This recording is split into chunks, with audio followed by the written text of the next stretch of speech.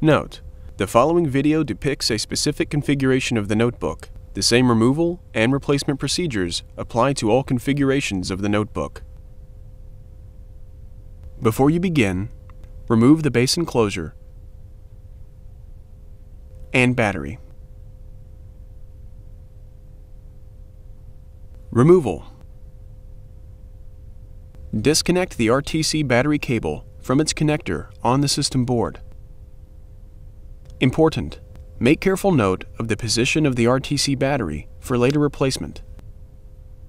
Using a non-metallic, flat-bladed tool, gently pry the RTC battery off of the top cover and remove. Replacement.